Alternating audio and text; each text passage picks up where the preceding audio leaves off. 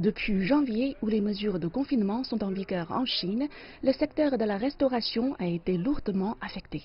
D'après le Bureau national des statistiques, les revenus du secteur de la restauration dans le pays ont baissé de 32,1% au premier semestre 2020. Afin de survivre, les restaurants et les bars ont ajusté leur stratégie en développant des services en ligne. Depuis le début de la pandémie, nous avons lancé la vente à emporter et nous avons essayé le live streaming pour nous faire connaître. D'ailleurs, nous avons organisé des activités sur notre compte WeChat, telles qu'une présentation des différentes bières et un concours de photos de notre bar. Pendant cette période hivernale, une partie des restaurants s'est retirée du marché. Pour survivre, les restaurants et les bars ont exploité pleinement leurs avantages pour faire revenir les clients. Dans ce cas, leur cours en plein air est devenu un atout majeur. J'ai noté que c'était notre avantage exceptionnel dans une grande ville comme Beijing pour attirer les clients avec des animaux de compagnie.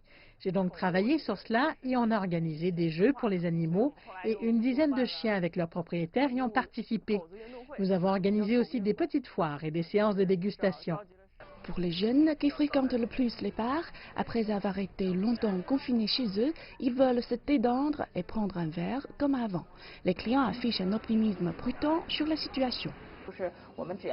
D'après moi, tant que nous les clients et les restaurants prenons les mesures de prévention nécessaires et observons les règles d'hygiène, il est tout à fait possible de rester en bonne santé et de manger dans les restaurants. La pandémie nous a obligés à élever les normes pour le secteur de la restauration et l'accès au marché des entreprises culinaires est ainsi renforcé, ce qui est en effet une bonne nouvelle pour les clients. Avec l'amélioration de la situation, l'économie chinoise a connu une reprise stable, ce qui a été également le cas pour la restauration. Si l'on regarde la courbe du nombre de clients au début de la pandémie, on a connu le point le plus bas. Et maintenant, la courbe monte de manière stable et le nombre de clients a même dépassé celui d'avant la pandémie. Ce n'était pas facile, mais je pense que c'est une bonne opportunité d'apprendre et de réaliser une transition.